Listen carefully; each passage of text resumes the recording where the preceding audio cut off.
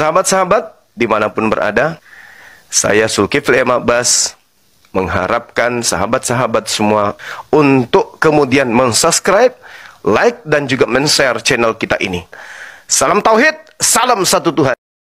1 Korintus 12 nomor 28 kucluk. Makanya kalau cebok itu bersih, supaya otak dan telinga itu bisa connect. 1 Korintus 12 nomor 28, di dalam jemaat, di dalam ajaran Paulus itu ada rasul, ada juga nabi-nabi. Paham sama Siti ya?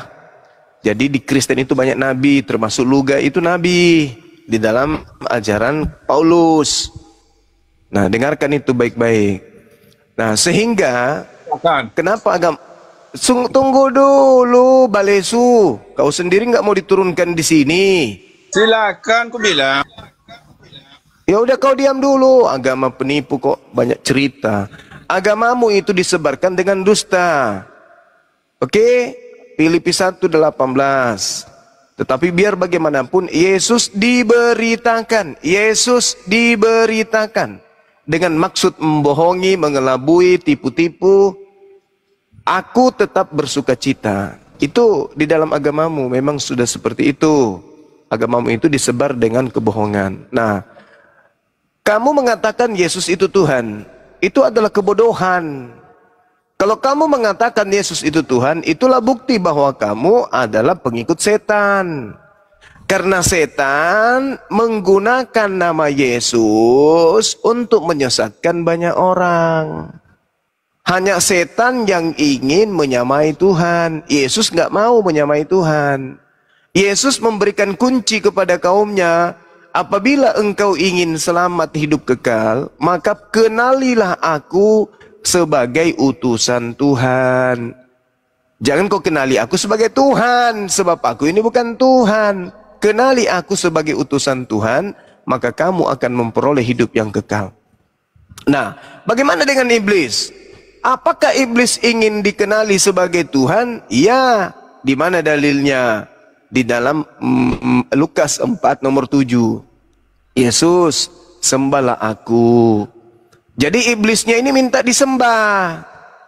Maka ketika Yesus kemudian tidak mau menyembah iblis, iblisnya kemudian tampil di tengah-tengah manusia, memakai nama Yesus untuk menyesatkan manusia, agar manusia melantiknya menjadi Tuhan atas nama Yesus. Nah, pertanyaannya muncul kemudian. Ketika Yesus mengatakan di dalam Matius 24 nomor 4, nomor 5 dan seterusnya, akan datang penyesat, iblis memakai namanya dan akan menyesatkan banyak orang. Pertanyaan saya kepada penganut agama pembohongan ini, berhasilkah iblis menyesatkan banyak orang dengan memakai nama Yesus? Kalau berhasil, mana banyak orang yang menjadi pengikut iblis yang ngaku-ngaku Kristus tersebut? Kalau tidak berhasil, berarti Yesus pembohong besar. Saya ulang lagi, berhasil tidak iblis menyesatkan banyak orang dengan memakai gelar Kristus, atau tidak berhasil? Kalau berhasil, mana pengikut Kristus yang banyak itu? Tunjukkan, silakan. Jangan kau nangis di sini ya. Dinda Tahta mungkin bisa dilanjut lagi, silakan deh. Dah? Nanti Gurunda kalau lagi sholat apa, nanti biar dah kosong saya. Nanti kalau Anda jam Bang Juma terus saya lebih suka nyimak ini. Roy, kalau nggak tertib saya turunkan. Roy. Ini ada adjustment. Saya sambil tunggu tamu di kesini, Bunda Ratna dan Bunda Maria mau ke tempat saya. Udah? Silakan. Udah? Silakan Abang Yuma mengatakan tadi saya berbohong kalau nabi yang terakhir adalah Yesus. Kamu mengatakan kau bohong. Ada di dalam surah Alkitabmu, di dalam surah Korintus 1 ayat 28. Korintus 12 ayat 28. Kita baca sama-sama. Di mana di situ kalau ada nabi yang palsu? Nabi yang terakhir. Dan Allah telah menetapkan beberapa orang dalam jemaat. Pertama sebagai rasul, kedua sebagai nabi, ketiga sebagai pengajar. Selanjutnya mereka mendapatkan karunia untuk mengadakan mukjizat, untuk menyembuhkan, untuk melayani, dan untuk memimpin, dan untuk berkata-kata. Di mana di situ dikatakan kalau ada nabi sesudah Yesus? Jeder, diam kau ya. Kau bohong satu kali ya. Kau berbohong di situ ya Zuma ya. Lah itu jemaat yang dimaksud jemaat mana? Diam dulu, kau berkata, kau tadi aku diam. Itu jemaat, itu jemaat di mana? Jemaat yang di mana? Nanti kau tanggapin saudara. Kau ngomong tadi saya diam. Kenapa saya ngomong kau potong? Enggak, kan kamu bertanya, Iya, harusnya di ujung kau bertanya, jangan di tengah. Nanti jawab. Oke. Nah, nanti kau jawab, ya. Udah nampak kebohongan kamu di situ satu. Tidak ada yang dikatakan bahwa ada nabi sesudah Yesus. Siapa tidak ada? Karena di dalam Alkitab kami, nabi yang ada terakhir ada yang menamakan itu nabi palsu. Tidak ada lagi. Apa yang kamu katakan tadi? Banyak lagi yang kamu katakan. Salah satunya, siapa Yesus yang mengatakan mukjizat-mukjizat? Yang dikatakan Yesus itu adalah ada yang memakai-makai namanya. Ada banyak sekarang yang berpura-pura. Dari segi orang-orang yang dari Kristen pun ada yang mengatakan mengatasnamakan Yesus, hanya berpura-pura, bukan benar-benar. Ada di luar sana juga ada. Kalau kau minta data secara nyata, itu susah untuk dibuktikan hal seperti itu. Ya, tapi kalau kita melihat di dunia maya yang sekarang banyak yang melakukan itu. Apa salah satunya? Ada gereja-gereja yang melakukan ibadah-ibadah yang tidak sesuai dengan ajaran-ajaran itu. Itu salah satunya ada. Dan kami mempercayai itu. Ya, bukan menyalahkan apanya, bukan menyalahkan Alkitabnya, tapi pemahaman orang-orang di dalam gereja itu. Atau ada juga orang-orang di luar orang gereja menyebut-nyebut nama Tuhan juga ada. Menyebut-nyebut nama Tuhan, bukan nama Yesus yang dikatakan di situ, nama Tuhan. Ada juga yang menyebut nama Tuhan, penyesat juga. Ya, salah satu menyembah-nyembah batu, menganggap batu itu bisa menghapus dosa. Itu musyrik itu. Ini kok kemana-mana, Roy. Waduh, fokus di situ menetapkan. Gantian, kelamaan kau. Kelamaan. Oh, aduh. Ya, Zuma, silakan. tadi berapa lah? Silakan. Poinnya apa di situ, yuk. Poinnya, ya. Ada orang yang menyembah-nyembah batu, mencium-cium batu, dia mengatakan dengan mencium itu adalah bisa menghapus dosa. Sedangkan kami menyembah Tuhan yang menjadi manusia, masih wajar dong. Masih pantas, masuk akal. Ini ya, batu. Sudah ya. Apalagi dikatakan lagi si Zuma tadi. Ya sudah. Silakan ditanggapi, Gurunda. Baik. Yang pertama, karena agamanya memang harus disebarkan dengan kebohongan. Diterangkan di dalam 2 Petrus 2, sebagaimana nabi-nabi palsu dahulu tampil di tengah-tengah umat Theos, demikian juga di antara kamu akan ada guru-guru palsu. Jadi di tengah-tengah Kristen itu ada guru-guru palsu ini diidentikan dengan nabi-nabi. Nah, si pembohong ini mengatakan bahwa di dalam kitabnya itu tidak ada kata nabi, katain situ. 1 Korintus 12 nomor 28, dan Theos telah menetapkan beberapa orang di dalam jemaat. Yang pertama Rasul, yang kedua Nabi. Jemaat yang dimaksud di sini adalah jemaat yang ada di Korintus. Jemaat yang muncul belakangan setelah Yesus. Jadi setelah Yesus terangkat ke bumi, ada jemaat di Korintus. Di tengah-tengah jemaat Korintus itu ada Nabi. Nah, ini kalau pembohong memang selalu begitu, membantah dalil Bibelnya sendiri. Kenapa? Karena Bibelnya tak sanggup membantu dan menolongnya untuk berdusta. Di dalam Kisah Para Rasul 13 nomor 1 juga diterangkan, di Antioquia ada beberapa nabi. Nih, pembohong, penipu, pendusta, laknat, penghuni neraka kekal. Tuh baca dalil kitabmu. Di Antioquia ada beberapa nabi. Diam dulu. Apa? Jangan kau bohong. Diam dulu. Itu ditanyakan lagi Korintusnya. Sudah berapa kali saya sampaikan samamu Korintus itu? 1 Korintus 1 Korintus 12 nomor 28. Jangan kau tanya lagi. Kau tanya sekali lagi, kau robek mulutmu. Saya baca Ya. kau yang kurobek. Tunggu dulu, Nah, nanti giliranmu, kau yang nanti kurobek, kau menyembuhkan. giliranmu, Makanya kau sebat. nanti giliranmu berbohong, nanti giliranmu berbohong sebelum mulutmu kurobek. Nanti habis ini kamu boleh berbohong. Habis ini kamu boleh berbohong. Habis ini ya. Itu. Kisah para pewarta 13 nomor 1. Di Antioquia ada beberapa nabi. Nah, di Antioquia ini yang ada Paulus di situ dan Saulus di sana juga bergelar nabi. Berarti nabi palsu yang datang setelah Yesus kau katakan nabi terakhir, masih muncul nabi-nabi palsu. Paulus, nabi palsu. Lukas, Markus, penulis Matius, penulis Yohanes, itu semua adalah nabi-nabi palsu. Kisah para pewarta 13 nomor 1. Camkan itu baik-baik. Nah, sekarang kau menuduh umat Islam ini menyembah kepada Kristus, menyembah kepada batu. Saudara, Kolose 2 nomor 9, Tuhannya Kristen itu adalah batu. Batu zakar. Kolose 2 nomor 9, Tuhannya Kristen adalah batu zakarnya Yesus. Paham itu? Ya, Kisah para Rasul 4 nomor 11 itu jelas terang sekali dikatakan Yesus adalah batu. Batu penjuru yang dibuang oleh tukang bangunan. Berarti Yesus itu selain batu zakar, dia juga adalah batu pondasi. Jadi yang menyembah Yesus sama dengan menyembah batu pondasi dan menyembah batu zakar. Tetapi bukan itu poinnya. Bukan itu tema kita.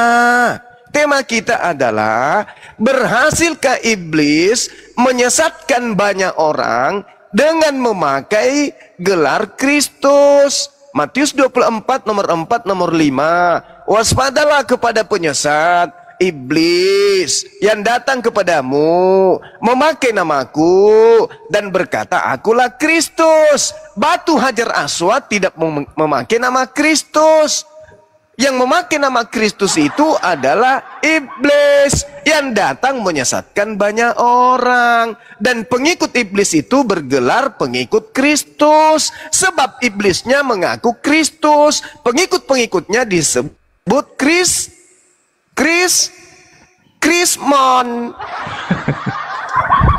Itu yang kau harus tahu. Pertanyaan saya ulang lagi. Pertanyaan, dengarkan saya. Dengarkan pertanyaan saya. Dengarkan. Ya. Berhasilkah nubuat Yesus yang mengatakan akan datang iblis memakai gelar Kristus, di mana iblis yang bergelar Kristus ini akan menyesatkan banyak orang?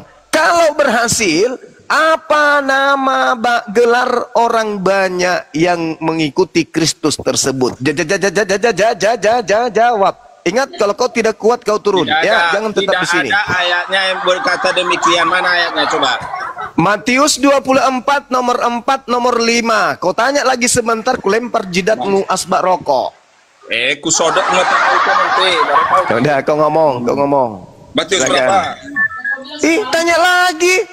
Ya Matius berapa? Karena kau dasar bahlul pemakan babi, otak nggak berfungsi. Sudah kusampaikan samamu. Dasar bahlul.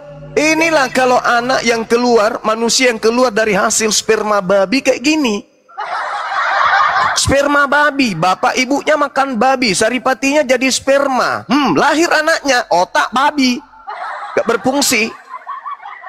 Mulut kurang ajar, bilang umat Islam nyembah batu sementara Yesus batu zakar. Kolose 2 nomor 9. Kristen menyembah batu zakar sebab batu zakar adalah Tuhannya. Berdasarkan Kolose 2 nomor 9. Kalian mau apa? Itu dalil. Dasar penyembah batu zakar. Udah salah, keliru, bahlul, dongo, hidup lagi. Naikkan pendetamu ke sini, jangan cuma makan perpuluhan di gereja aja kerjanya. Suruh ke sini, biar ku ajarin Bible. Biar ku tata otak mereka biar waras. Jangan gila permanen. Jemaat jadi gila juga dibuat.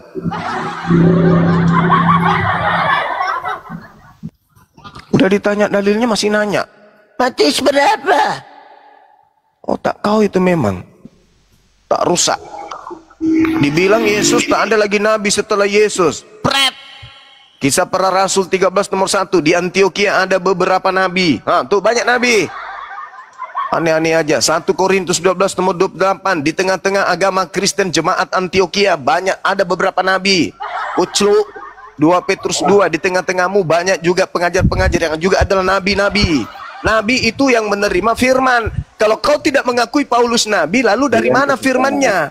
Kalau kau tidak akui Lukas nabi, lalu dia dapat firman dari mana? Markus kau tidak akui nabi, lalu dari mana ajarannya?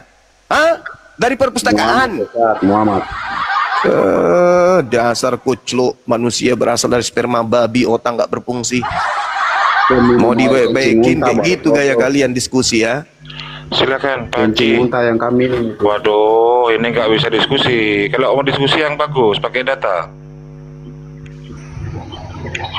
Ya begini loh Bang Arif, itu ingin sedikit menanggapi tentang itu. Intinya itu di kekristenan itu kan kita zaman sekarang itu kan kurang menerima apa yang sudah jadi. Karena pada dasarnya itu ajaran di Kristen itu sudah final dari mulai bapak-bapak gereja mensepakati apa yang telah disepakati tentang juru selamat Yesus itu. Final tapi setiap saat direvisi. Apa sih Jol, ambemu Jol. Kalau kita menyalahkan kita yang zaman sekarang itu tidak bisa, karena generasi-generasi itu kurang kita yang meneruskan. Bukan agamamu yang disalahkan. Yang disalahkan itu oknumnya, kalian yang bahlul tidak mau menerima apa yang ada dalam Bible. Loh, dalam Bible itu sudah Nah, Bibelmu mengatakan Yesus itu Tuhan atau utusan Tuhan? Bukan masalah ini, semua menyangkut tentang kepinalan Bible itu sendiri. Tidak bisa diulangi dari awal-awal lagi, karena barang sudah jadi disahkan oleh pemerintah dan negara dan dunia. Jadi kita itu kurang meneruskan mengenai ajaran itu untuk dilakukan. Begitu loh. Pakai data lah Jo. Mau agama mau konsep dari manusia Jo. Aduh, sing genah kok Jo. Iya kan masih konsep kan wis dadi. Barang wis dadi masa arepe di mentah nih mana kan juga mungkin. Ya berarti ajaranmu itu agama pagan Jo, bukan agama semawi Jo. Masya agama pager. Barang wis dadi, wis disahne. Awake dhewe sing generasi zaman saiki kurang meneruskan, mengimani, menjalani. Nah iya, sama harus disalahne wong iki wis zaman takdir, wis memang garis. Sudah pakai bahasa Indonesia Jo, pakai bahasa Indonesia Jo. Nah, selali aku wis lek kadung ngomong Jawa ne selali bahasa Indonesiane wisan. Wong darae wong Jawa. Ya udah stop, di mute gantian. Silakan Bunda. Iya. Jadi kalau saudara mengatakan itu sudah final, emang udah final, kalian adalah korban penyesatan dari Kristus, itu udah final. Cara satu-satunya sekarang untuk keluar dari lingkaran Kristus yang menyesatkan itu adalah bertobat. Bertobat. Keluar dari sana. Jangan tinggal di dalam. Kenapa? Karena ya ujung-ujungnya akan ada penyesalan nanti. Jadi itu yang perlu Anda pahami. Ketika Anda ditanya, berhasil tidak iblis memakai nama Kristus untuk menyesatkan banyak orang? Apa jawaban dari kalian? Berhasil atau tidak berhasil? Ini aja dulu. Ini kita menggunakan pendekatan dalil. Yesus mengatakan kepada muridnya di Bukit Zaitun, waspadalah kepada penyesat. Penyesat ini planos. Planos ini adalah dalam bahasa Ibrani, iblis. Berhasil tidak iblis menyesatkan manusia dengan menggunakan gelar Kristus? Kalau berhasil, berarti ada pengikut Kristus, yang adalah orang-orang yang telah disesatkan Kristus. Banyak katanya.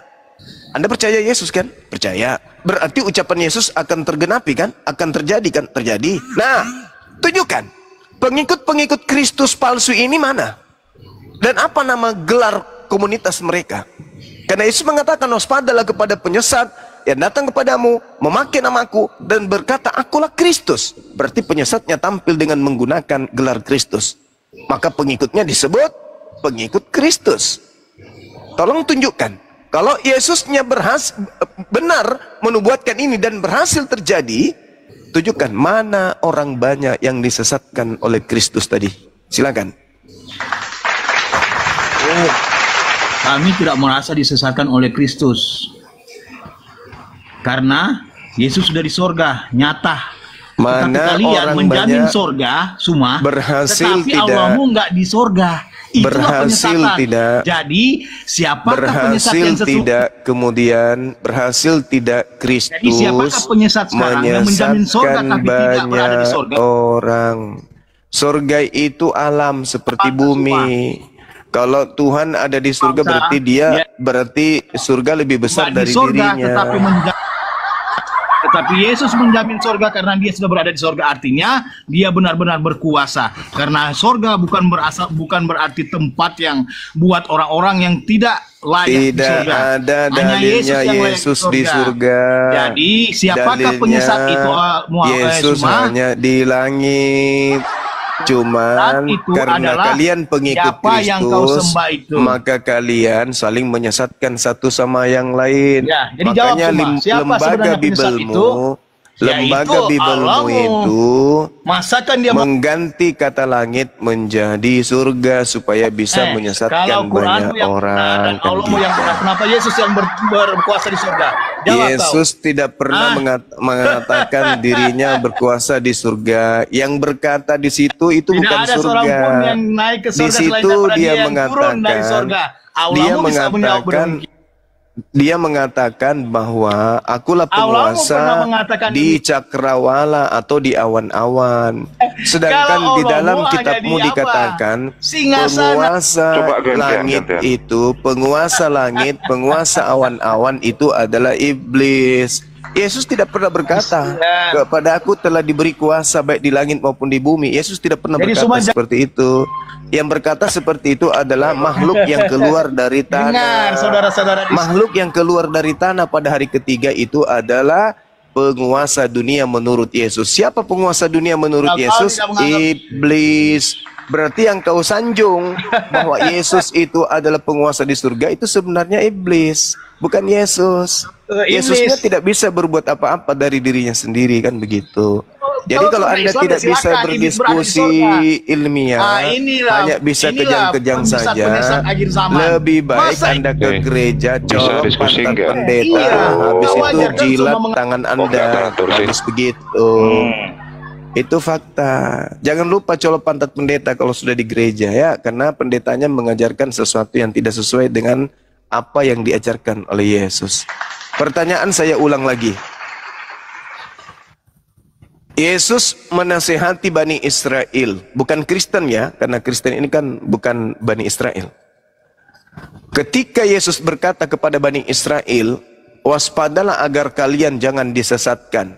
Yesus ditanya, disesatkan oleh siapa wahai guru? Disesatkan oleh penyesat, itulah iblis. Iblisnya ketika datang memakai namaku dan berkata akulah Kristus. Artinya ada setan memakai nama Yesus Kristus pergi ke seluruh dunia untuk menyesatkan banyak orang. Pertanyaan saya, siapa di antara Islam dan Kristen yang pergi ke seluruh dunia yang memakai nama Yesus dan mengatasnamakan pengikut Kristus yang telah menyesatkan banyak manusia? Islam atau Kristen? Silakan. Dosen teologi suruh ke Ajaran sini. Kristus itu tidak ada yang namanya Kristen, Bang.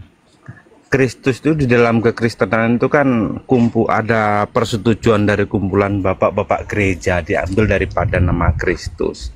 Tetapi dari ajaran Bible sendiri, bukan harus Kristen itu yang harus diucapkan, tetapi yang yang harus dipahami adalah harus bisa melakukan semua kehendak-kehendak Bapa dan menjauhi yang namanya itu kehendak bebas kita manusia. Sebenarnya cuma simpel. Tolong Jadi tunjukkan, kalau mengenai- begini, Saudara Sutejo, tolong tunjukkan kehendak Tuhannya Yahudi kepada Kristen. Tunjukkan itu. Tuhannya Kalau bangsa Yahudi Yahudi itu kan di berkehendak bangsa apa Yahudi kepada itu- orang Kristen di luar Yahudi? Silakan. Kalau orang Yahudi sendiri itu mengakui Tuhannya yang dulu itu yang namanya agama Yahudi. Oh, iya itu adalah yang dipakai sekarang itu kitabnya Taurat itu. Nah, yang tolong tunjukkan kehendak Tuhannya Yahudi kepada orang Kristen. Di mana Tuhannya Yahudi berfirman kepada orang Kristen, yaitu orang-orang Roma. Orang-orang Roma ya, karena kalian kan pengikut dari sana. Tolong tunjukkan.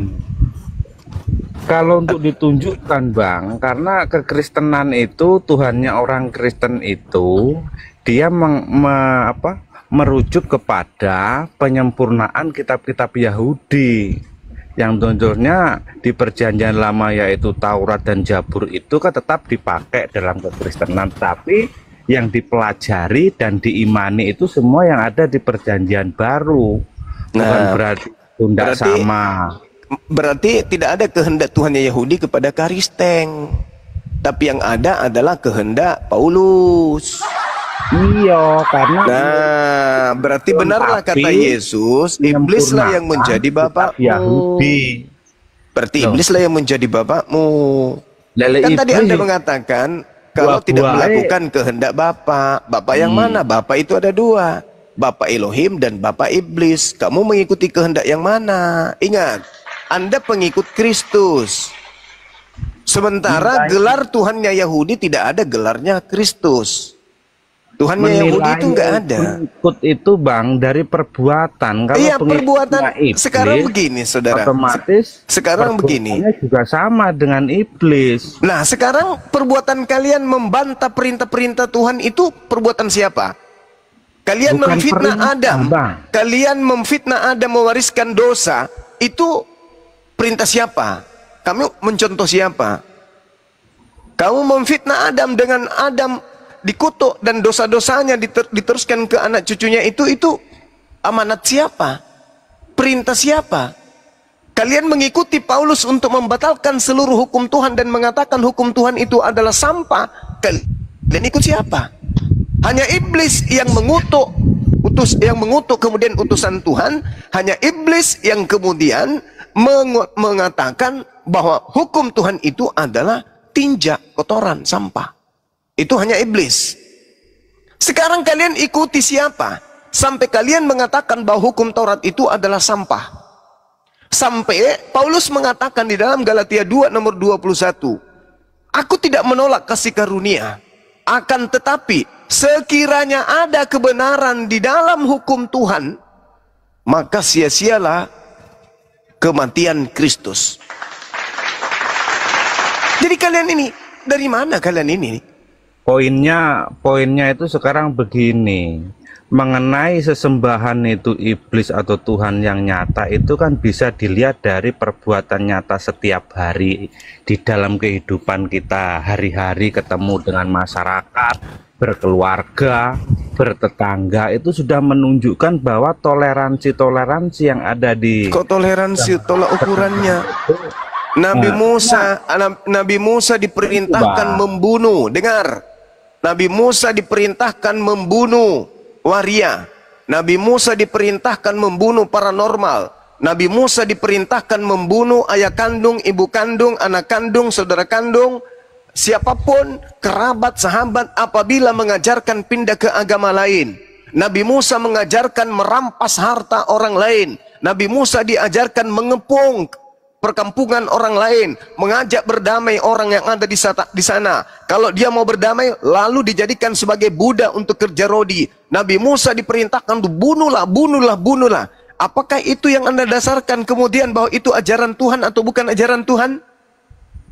itu kan zaman Ya kan zaman kuno, itu kan zaman dulu. Kan tidak Nah, ada kok yang sekarang mengikuti pula? sejarah para nabi Sekarang itu. kalau Anda menilai perbuatan-perbuatan Jadi seperti kita itu harus sebagai mensinkronkan gambaran, dengan zaman yang sebagai ada gambaran bahwa sekarang, itu Bang. ajaran Tuhan atau ajaran bukan Tuhan, bagaimana dengan orang-orang ateis yang berlaku baik?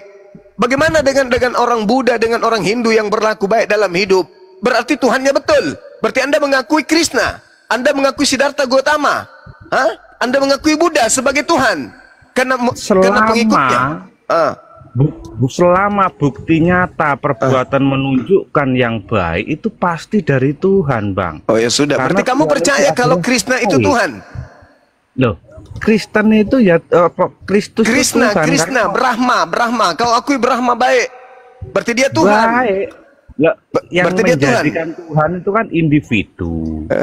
Rusak otakmu, rusak. Kau sendiri yang mengatakan semua yang datang dari yang Tuhan itu baik. Semua yang baik itu dari Tuhan. Berarti Iya, kau akui baik. Buddha itu Tuhan. Loh, saya tidak mengakui Budanya, Bang, tapi perbuatannya tadi menunjukkan gambaran baik itu adalah sifat-sifat yang dari alam semesta ini yang adalah Tuhan itu sendiri penguasanya. Berarti Buddha Tuhan. Berarti Buddha ini Tuhan. Loh, jangan saya jangan abang paksakan. Loh, saya harus ngomong. Apa sih orang ini? Apa sih orang ini? Sama seperti Anda. Ketika Anda berbuat baik katanya, Sopyan tidak kemudian menipu. Kemudian mereka melakukan ajaran-ajaran kasih. Berarti saya tidak mau melihat bahwa Tuhanmu itu benar. Tetapi karena unsur kemanusiaan, kau sebagai manusia wajar baik. Karena kau manusia bukan binatang. Tetapi ternyata kau sendiri mengatakan menolak ketuhanannya Buddha hanya karena kau lihat perbuatan pengikutnya itu baik, kau katakan itu dari Tuhan. Tapi kau tolak Buddha sebagai Tuhan. Ya samalah Kristen di Indonesia setelah mereka puas membunuh, puas menjajah, puas merampas, puas menjadikan wanita menjadi janda, puas menjadikan anak-anak menjadi yatim piatu. Kemudian setelah Indonesia merdeka tampil seperti orang-orang baik, orang punya kasih. Padahal mereka adalah lahir dari darah-darah pejuang. Sekarang kau tampil lagi kasih, Kristen itu kasih. Sama dong, berarti saya juga mengatakan bahwa agama Kristen itu ajarannya, maksudnya penganutnya melakukan kebaikan karena dia manusia. Tetapi Tuhannya bukan Tuhan yang benar. Sama berlaku terhadap Buddha. Yang kau katakan tadi, bukan dari saya menyembah Buddha. Tetapi kan pengakuan Anda sendiri yang mengatakan itu. Inilah yang saya katakan kepada saudara. Jangankan Kristen, dengar. Jangankan Kristen, anjing pun baik. Jangankan kemudian Kristen, babi pun baik. Berarti bukan dari unsur dilihat dia baik, bermanis-manis. Kristen, kau mau tahu? Kristen di Indonesia itu baik-baik, mau tahu? Karena cari simpatik. Supaya dianggap agama benar. Supaya misinya berjalan dengan lancar. Apa itu? Menjadikan Indonesia menjadi negara Kristen. Kalian itu berpalsu-palsu baik di depan kami itu, kamu pikir kami nggak tahu? Kamu pikir kami nggak tahu misi kalian? Kamu pikir kita nggak tahu misi kalian itu apa? Kamu tampil itu perintah. Aku mengutus kau cerdik seperti ular, jinak seperti merpati. Kamu tahu? Kristen itu seperti itu polanya. Kau baca Filipi 1 nomor 18. Kamu diminta untuk berpura-pura. Kamu diminta untuk mengelabui. Kamu diajarkan untuk kemudian berpalsu ria. Itu dalil. Jadi kalau di Indonesia ini ada Kristen yang kelihatannya baik, jangan tertipu. Itu trik seperti iblis datang kepada Adam. Iblis datang baik kepada Adam. Iblis datang menyerupai sesuatu yang baik, membisikkan kebaikan kepada Adam, memperlihatkan kebaikan kepada Adam. Tapi tujuannya adalah pembinasa keji. Dan itu Yesus sudah nubuatkan di dalam Matius 24 nomor 15 sampai nomor 26. Yesusnya yang menubuatkan, apabila kau melihat sang pembinasa keji duduk di tempat yang suci, maka dia akan melakukan kebaikan-kebaikan di depanmu. Jadi kalau ada yang mengatakan ada Mesias di sini, ada Mesias di sana, jangan kau percaya. mereka adalah penipu-penipu ulung, mereka adalah pembinasa keji. Jadi kau bermanis-manis di Indonesia ini, mau tahu tujuannya apa? Mau tahu? Kalian ingin menjerat anak bangsa menjadi pengikut makhluk yang keluar dari kuburan pada hari ketiga. Paham kau? Kristen itu berasal dari agama pembunuhan. Kristen berdiri di atas pondasi kekejaman, kezaliman, kefasikan, kehancuran. Kristen satu-satunya agama di bumi ini yang melegalkan pembunuhan terhadap Tuhannya. Agama tersadis yang pernah ada di sepanjang sejarah keturunan Adam adalah agama Kristen. Kenapa? Agama Kristen melegalkan pembunuhan terhadap Tuhannya sendiri. Itulah agama kopla, agama hewan. Silakan Anda tanggapi. Itu kan asumsi liar kamu. Kamu itu seenaknya menafsirkan isi Alkitab. Padahal Silakan. penafsirannya agak melenceng. Silakan. Anda ini Saya tanya kepada saudara John. Saya tanya kepada saudara John. Dengarkan dasar pijakan saya berbicara. Dengarkan dasar pijakan saya berbicara. Menurut kamu sebagai seorang Kristen, boleh tidak membunuh Yesus?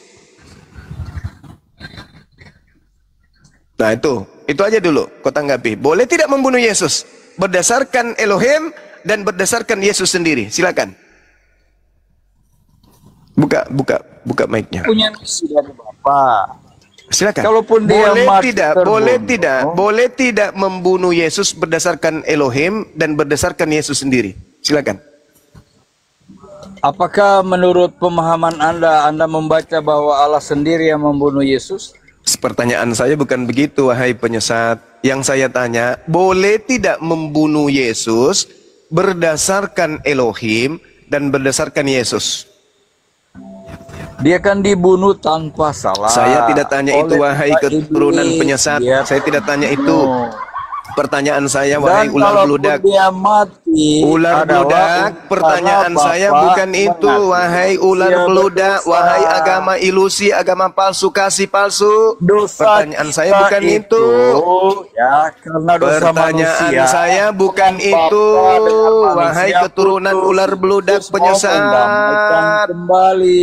Pertanyaan saya, apakah Elohim dan juga Yesus membolehkan pembunuhan terhadap Yesus? Silakan wahai ular beludak, kau jawab. Ya, Yesaya 53 ayat 10, Tuhan membiarkan dia terbunuh. Astagfirullahaladzim. Udah kau turun, kau pergi jilat pantatnya pendetamu sana, jangan kau kesini. Elohim kau bawa Yesaya 53. Apa hubungannya dengan kalian, konsep kalian? Kenapa Kristen membawa Yesaya 53? Karena Kristen menginginkan kematian terhadap Yesus. Berarti iblis dan Yesus sama-sama menginginkan Yesus mati. Paham? Makanya saya katakan kalian itu adalah keturunan iblis.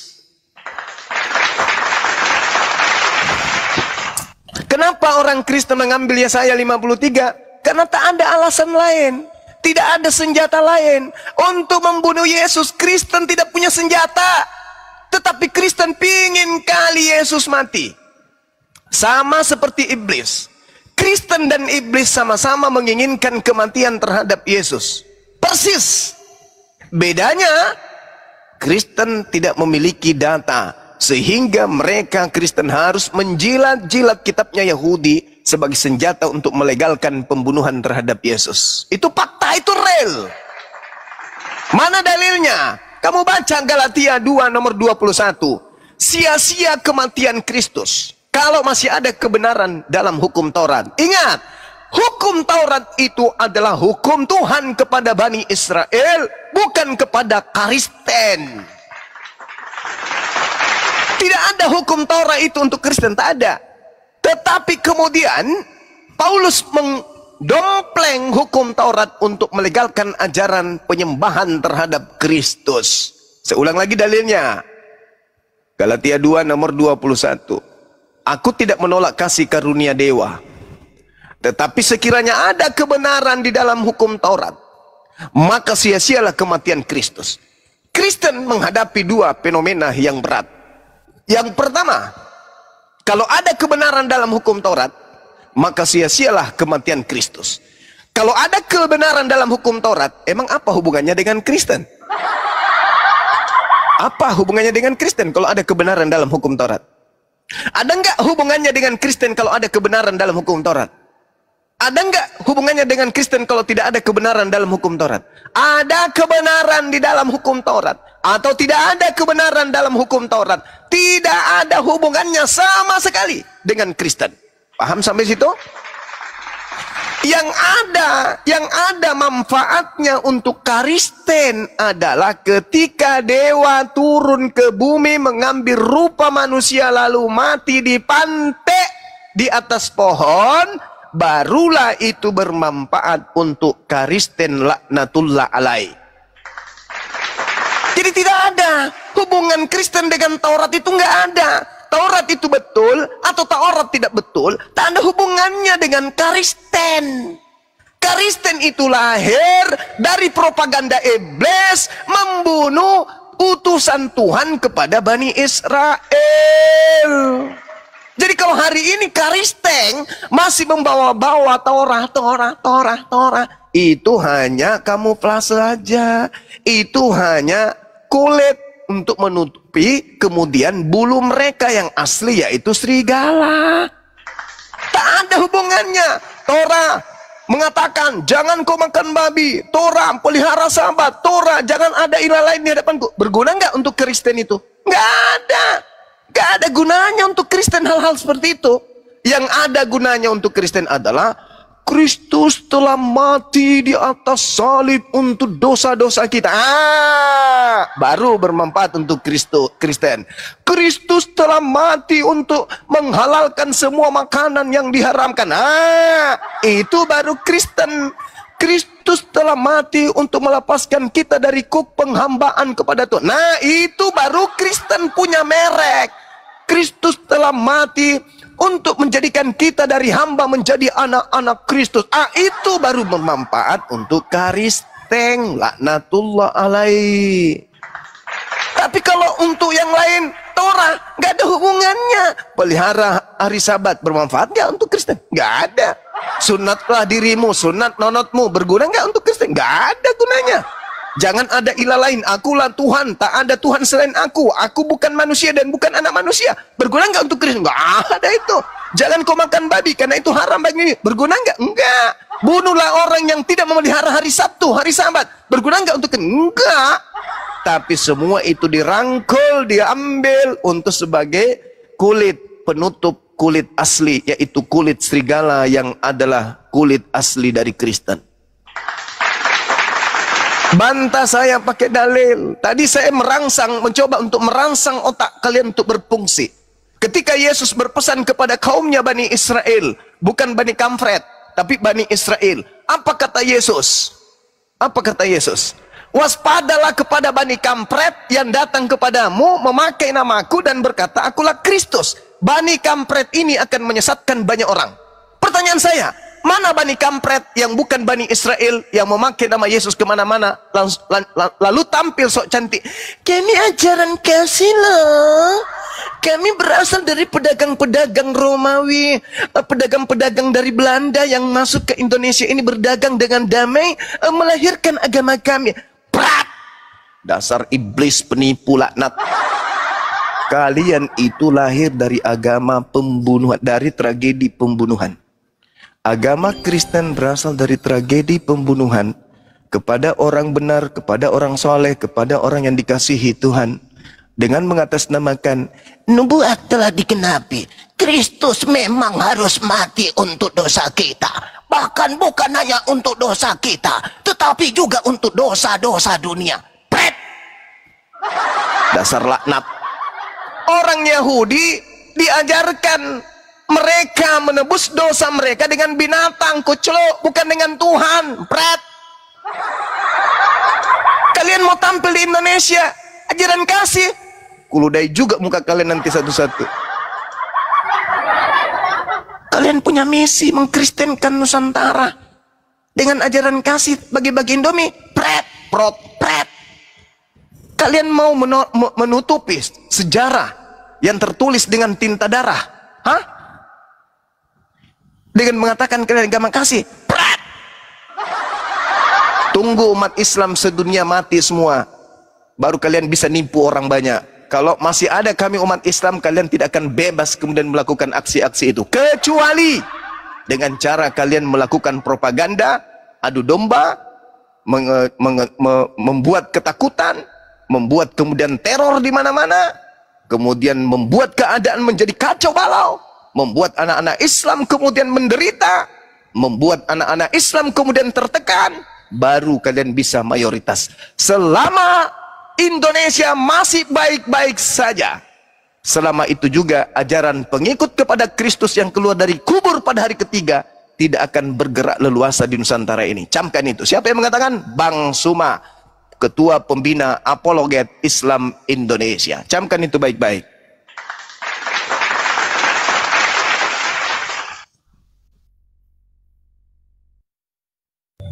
Silakan, siapa yang mau masuk ini? Darel, dibuka mic-nya. Darel, Major, Major. Oh, Major semua ini. Ada umat Kristen. Kayak aku tak ngomong loh, no. Mumpung Rane saya ngomong, wis kesel iki. Bos Juma wis kesel deh ngomong gak mau gentenan nih. Mayor diam, Mayor, mulutnya diam, Mayor, jangan nyerocos terus. Silakan diam. Sampean, ongedan sampean. Kesel ya wong, kayak mau lah ngomong kayak ngamuk loh, kayak mau. Gumun lah orang duwe kesel.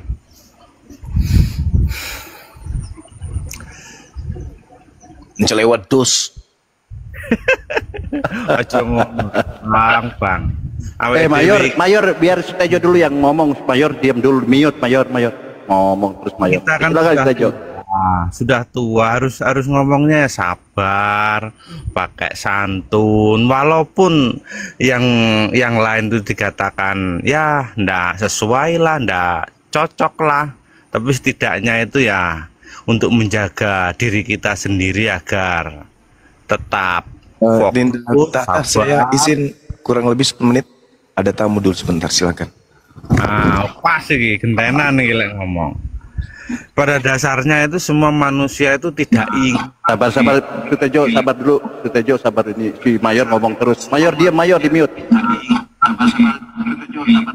Sutejo, sabar.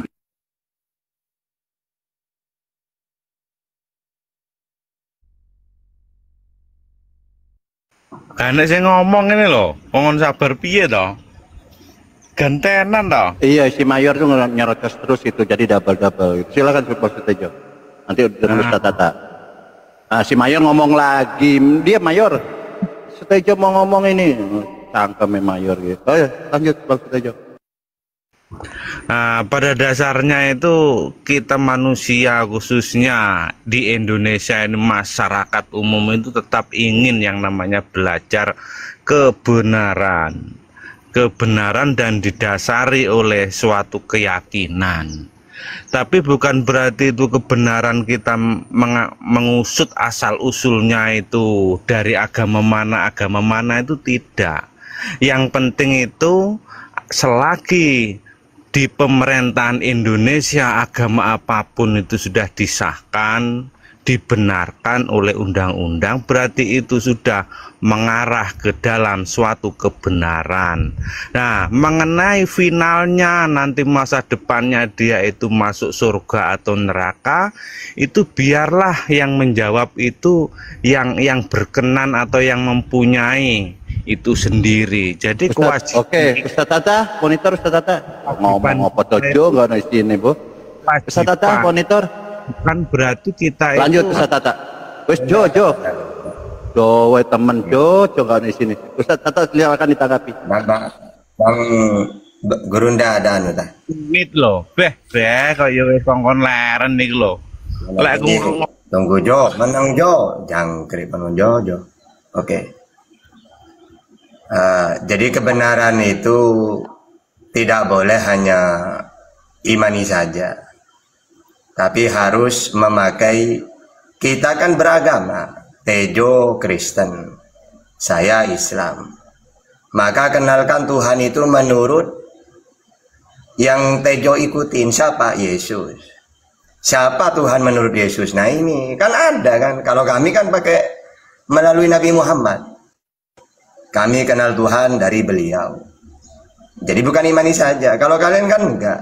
Kalau sudah kalah, tidak punya dalil, udahlah di Indonesia disahkan semuanya yang penting baik. Nah itu orang putus asa itu. Tidak bisa membenarkan agamanya pakai data, imani saja. Makanya kita sudah menyampaikan, Kristen ini melawan Kristen itu paling mudah debat itu. Karena mereka bertentangan dengan kitabnya sendiri. Itu nyata itu. Gitu.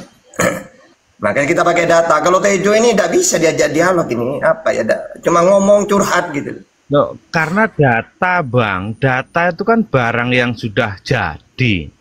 Kalau seandainya datanya di Bible, berarti Bible sendiri itu kan sudah membuat data dan sudah disepakati. Data itu sudah dibenarkan. Apa datanya di Bible? Oleh datanya di Bible siapa tuh? Tentang Tuhan itu siapa di Bible? Loh, yang memakai Bible itu siapa? Kan yang menerimanya. Berarti kan data itu diterima oleh yang menerimanya. Otomatis yang tidak menerima. Kalau yang kamu terima, coba kenalkan siapa Tuhan itu yang kamu terima. Aduh Tejo ini, coba lainnya siapa saja di sini nih. Oke, Tejo menengai awakmu kau naimu nih. Bang Daril, Bang Daril. Yang Patata.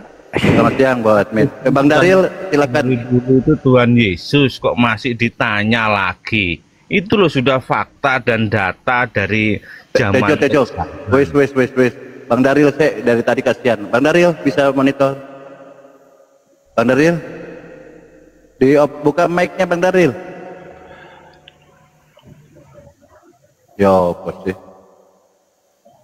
Oke, Tejo balik meneh. Tejo ae hiburan tata. Iki data udah usah di masalah nih datane kuwi dipercaya sing menggunakannya sendiri-sendiri. Kalau data Kristen jelas yang menggunakan orang Kristen, data Islam yang menggunakan data Islam. Yang menjadi poin yang penting sekarang itu, agama itu bukan untuk mencari suatu kesalahan atau suatu pembenaran, tapi mencari kebenaran. Jangan kumur-kumur melulu, Jo. Apa? Ini mau jadi mute to ya lo ngomong santai kok ya di mute iki lho beh. Ora masih awake dhewe rebutan Tuhan lo tetep siji. Sing bener iki ora awake dhewe iki lho sing perlu Tuhan, duduk Tuhan perlu awake dhewe. Mas awake dhewe bela kaya ngopo? Iya toh? Awake dhewe sing perlu dibela.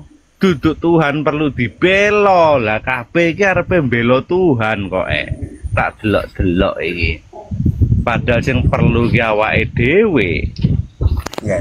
Apa yang mau ditanggapin kayak gini nih apanya gitu. Loh, ora kena ditanggapi iki padha kuweke. Kembali ke tema aja Pak Tejo, Pak Tata. Tadi apa tuh? Kembali ke tema aja. Subat, aku ora ngerti iki Islam menjawab subat iki artinya subat lho ora ngerti aku apa iki. Subhat apa tuduhan apa kamu ya? Nanya aja nanti kalau Gurunda udah aktif kita dialog lagi. Itu kan tema tadi itu. Sekarang mau dialog apa gimana? Apa mau bertanya? Saya cuma ngisi waktu nunggu Gurunda. Iya, siapa kan Pak Tejo, bertanya aja, bertanya Pak Tejo. Aku tak tahu. Diam, Jo. Menang sih. Kalau mau bertanya tanya gitu loh.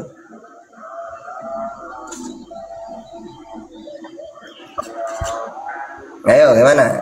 Tak isi waktu ayo. Mau dialog mau bertanya. Saya mau tanya tapi sumbernya jangan pakai sumber Bible atau sumber Al-Qur'an. Boleh? Pakai apa? Sumber apa? Sumber air. Sumber umum. Aduh, Jo. Ayo, Bang Bro, Cak Bro, ayo bro. Iya Pak Tata, nyambung yang tadi. Kan katakan kalau di Alkitab itu dikatakan begini Pak Tata. Ketika menolak iblis itu justru sejalan dengan ketika menolak salib itu justru sejalan dengan iblis.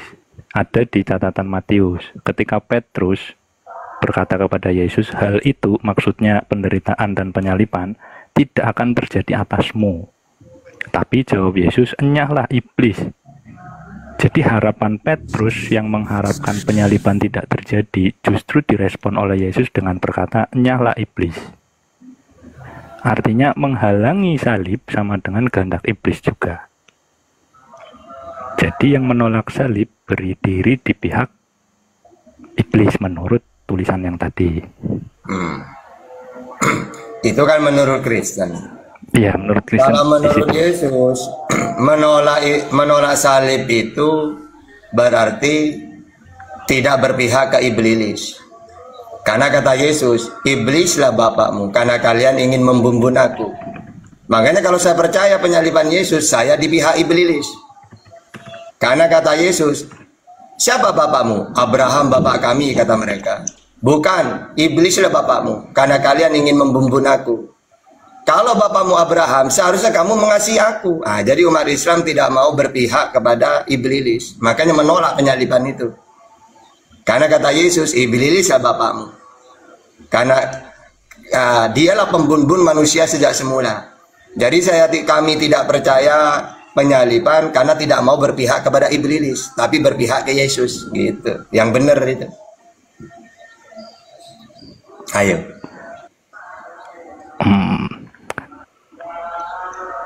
Kalau dari versinya Alkitab, iblis tidak ingin Yesus mati disalib.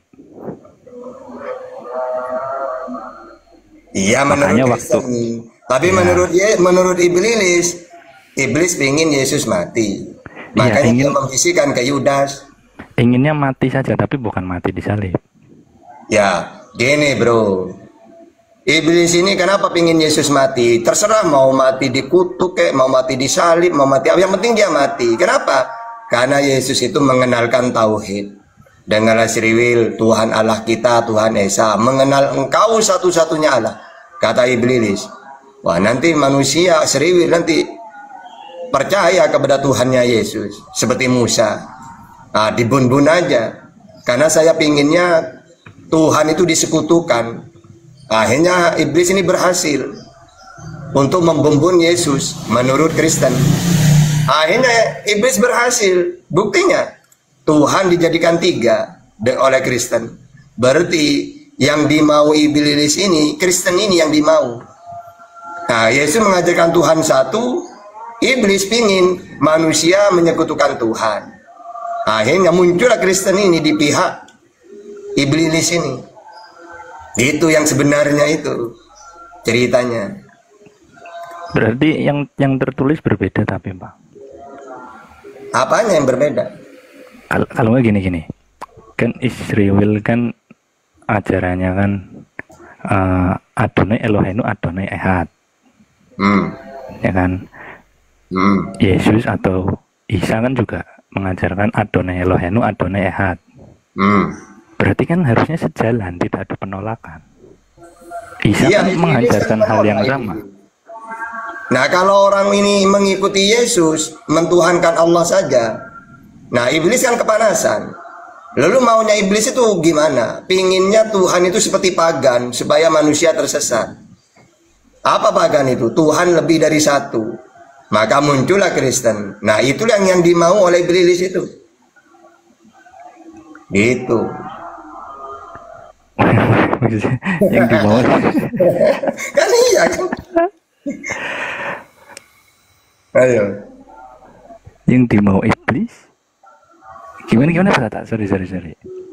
Nah sekarang gini ya, di zaman Nabi Muhammad saja, Nabi Muhammad ini mengembalikan orang Quraisy supaya hanya menyembah Allah.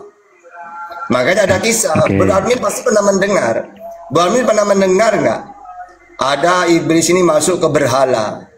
Berhala ini ngomong, ya pasti pernah mendengar. wahai orang Quraisy, jangan percaya ke Muhammad. Padahal iblis yang ngomong. Ya. Karena iblis ini kepanasan, sekiranya manusia ini tidak mentuhankan Allah. Begitu juga di zamannya Yesus. Yesus selalu memperkenalkan Tuhan itu Allah yang Esa. Iblis kepanasan juga. Akhirnya punya rencana bagaimana sekiranya Yesus ini mati supaya terhenti dakwahnya, yaitu tauhid. Ya, setelah Yesus tidak ada, muncul benar kan? Ya, Tuhan disekutukan itu muncul setelah Yesus tidak ada. Bahwa Allah Yesus, Tuhan, Yesus Tuhan juga, Roh Kudus Tuhan. Inilah rencananya iblis itu, pinginnya seperti itu, supaya Tuhan disekutukan dengan lainnya. Nah gini Pak Tata, soal bicara disekutukan ya, kita coba analisa ya. Orang Kristen tidak mengaku menyekutukan Tuhan atau mengaku Allah itu politeis, tidak. Kekristenan itu dogmanya tetap monoteis, bukan politeis. Sekarang aku coba bertanya balik ke Pak Tata ya.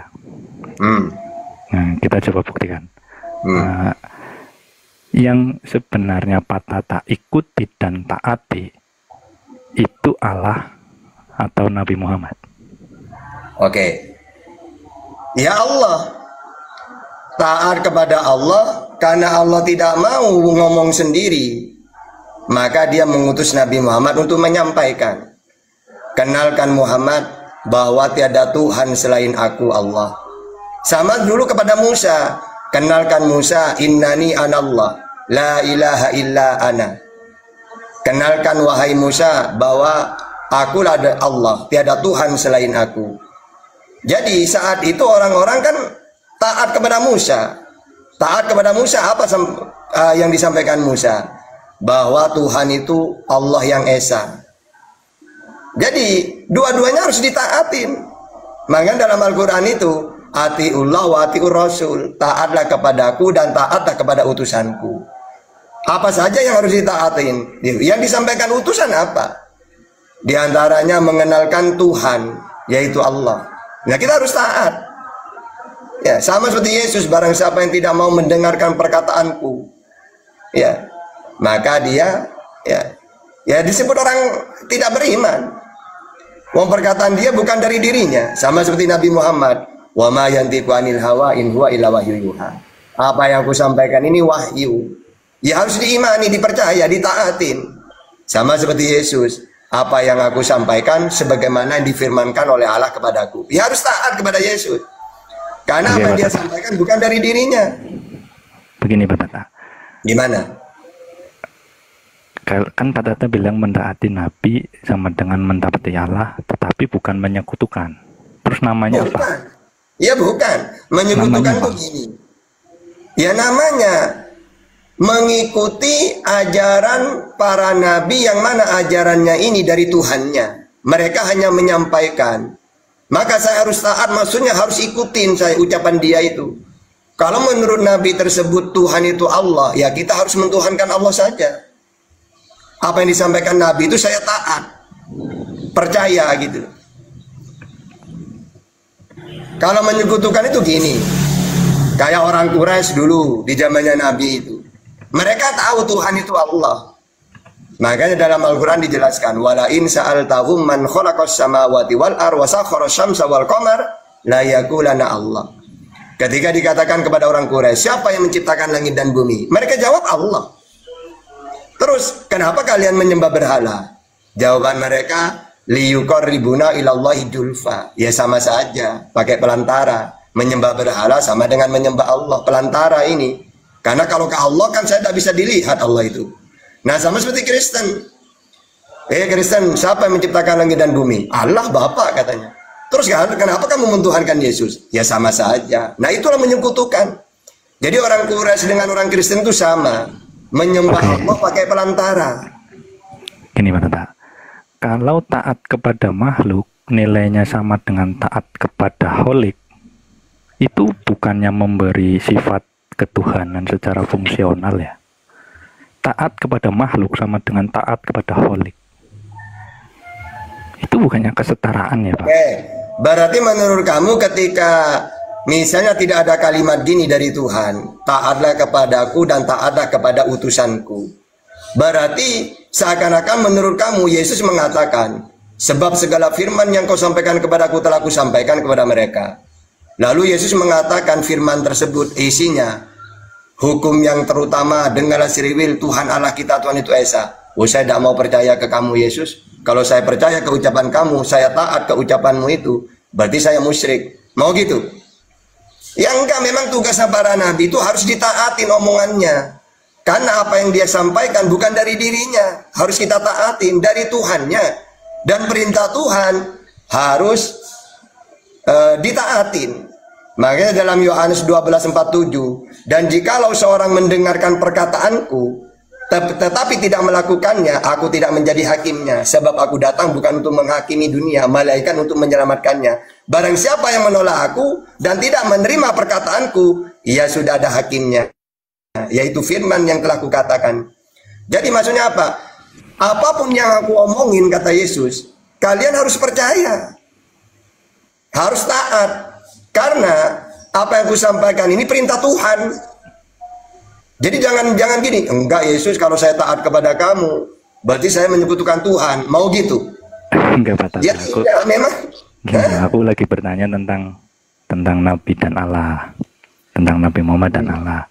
Kan Pak Tata bilang bahwa memang betul di dalam keislaman itu kan secara teologisnya itu tauhid. Kalau Kristen kan trinitas. Nah, tauhid ini tetapi secara praktek sepertinya sedikit berbeda, di mana menyetarakan antara Allah dengan Nabi Muhammad. Contoh seperti yang tadi saya sebutkan, yang tadi Pak Tata bilang itu mentaati Rasul sama dengan mentaati Allah. Contohnya ayat itu, artinya secara praktek tunduk kepada makhluk sama dengan tunduk kepada Holik. Ini kan secara tidak langsung menyetarakan, kan begitu. Jadi sebenarnya tauhid gini, oke, pertanyaannya gini, tauhid murni itu langsung kepada Allah atau harus lewat manusia sebagai perantara? Tauhid murni itu yang langsung kepada caranya Allah taat kepada Allah bagaimana caranya? Wong Allah tidak mau turun ke dunia. 2 Tawarikh 6:18, tidak mau berkata-kata langsung. Ya. Nah, yang saya tanya, caranya saya taat kepada Allah, apa ucapannya Allah? Yang mana? Ayo, misalnya saya hanya taat kepada Allah saja. Terus, apa yang saya taatin? Wong Allah udah pernah ngomong ke saya. Ayo. Bukan gitu, Pak. Maksud saya, pertanyaan saya, apakah itu bukan sebuah bentuk penyetaraan? Tidak. Menyetarkan Allah dengan Nabi gitu. Oh ya tidak, kan udah perintah Allah. Taatlah kepadaku. Maksudnya apa? Firman-firmanku yang aku berikan kepada nabinya untuk disampaikan kepada umatnya, disuruh ditaatin. Misalnya gini, Yesus, kamu saya utus ya, ya Tuhan. Kepada siapa? Sriwil, Matius 15:24. Apa tugas saya Tuhan? Ya, kamu menyampaikan pesan-pesan dari saya kepada umatmu. Ya, Yohanes 17:8. Maka kita ini diperintah, umatnya diperintah taat kepada apa yang disampaikan oleh Yesus. Yang mana yang disampaikan oleh Yesus ini dari Tuhannya. Maka tugasnya umatnya itu mentaatin. Kalau menurut Yesus Tuhan itu Allah, ya percaya. Gitu loh maksudnya. Berarti tidak disebut menyekutukannya? Oh tidaklah, justru perintah Tuhan malah disuruh taatin. Nah, gini. Kalau Kristen ini kan tidak taat ke Yesus. Maksudnya gini, Tuhan itu satu, enggak trinitas. Nah, itu namanya tidak taat itu.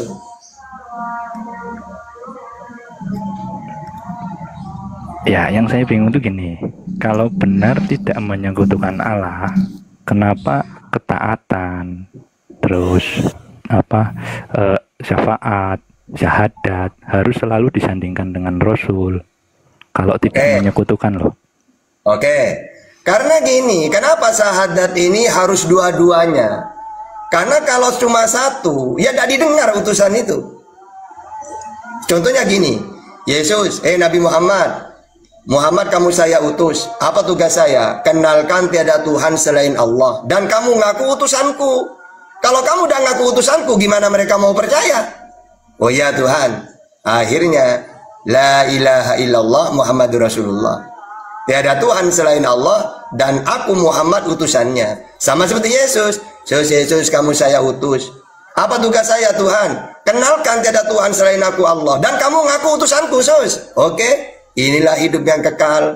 Mereka mengenal engkau satu-satunya Allah yang benar. Dan mengenal Yesus sebagai utusan. Sama. Karena kalau cuma gini, hei Sriwil, Tuhan itu Allah satu-satunya. Siapa lu? Kan digituin. Nah kalau gini, tiada Tuhan selain Allah dan aku utusannya. Orang-orang kan pasti mikir, oh iya, dia kan utusan Tuhan. Berarti apa yang disampaikan perintah Tuhan. Saya harus percaya. Tapi kalau cuma satu, woi Sriwil, Tuhan itu Allah, tidak ada Tuhan selain dia. Sus, lu siapa? Nah, kan gitu akhirnya. Makanya dua-duanya harus disampaikan. Tuhan itu Allah, saya utusannya. Oh berarti kalau utusan saya ini tugasnya penyampai firman. Yohanes 3:34. Apa isinya firman? Ya itu tadi, tentang tauhid. Jadi tidak ada para nabi itu cuma menyampaikan Tuhan Allah, tidak ada. Ya pasti dirinya harus mengenalkan juga bahwa dirinya ini utusannya Tuhan. Apa utusan itu? Penyampai firman. Yohanes 3:34. Itu. Pak Tata kitab. Oke, nih aku sedikit lebih masuk lagi ya Pak Tata. Kalau Nabi Muhammad hanya utusan biasa, kenapa iman itu dianggap batal atau tidak sah tanpa Nabi Muhammad? Kalau tauhid murni hanya kepada Allah saja, harusnya kan cukup la ilaha illallah. Oke, kenapa batal? Karena perintah Tuhan mengenalkan dirinya sebagai Tuhan dan utusannya itu harus diakui. Jadi tidak boleh gini, iya Yesus, saya tahu Tuhan itu Allah, tapi maaf ya, saya tidak mau percaya ke kamu. Nah, berarti kan melanggar perintah Tuhan. Kata Tuhan, dengarkanlah anakku.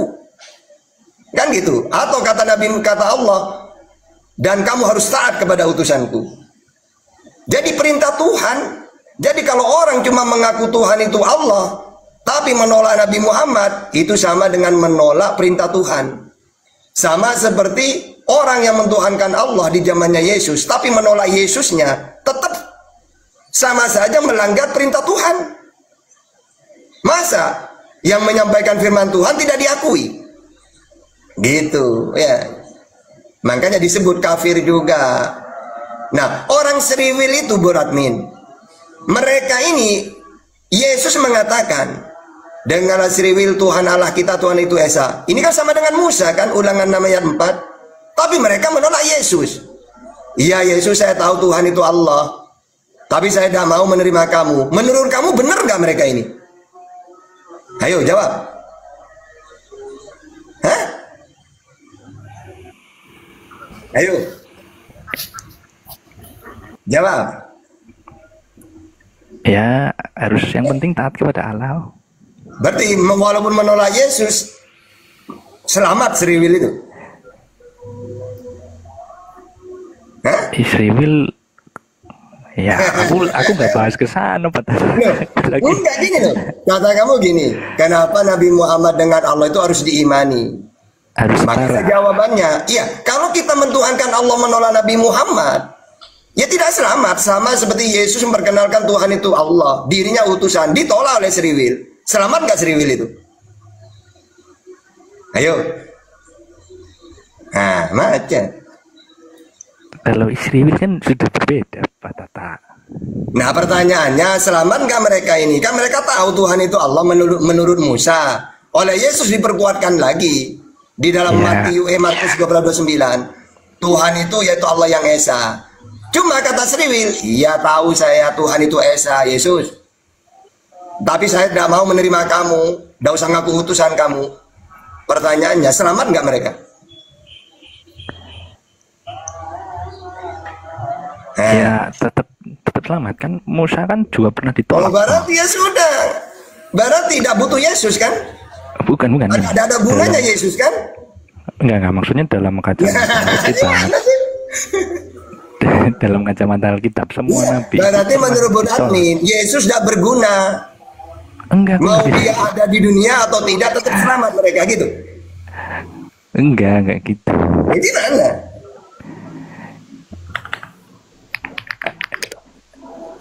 Ya kembali ke yang tadi aja, kembali ke yang tadi. Lanjut, Bang Daman. Assalamualaikum. Waalaikumsalam warahmatullahi wabarakatuh. Ketemu Bang Daman. Iya bro, admin lanjut dulu. Bentar lagi insya Allah. Amin. Gimana?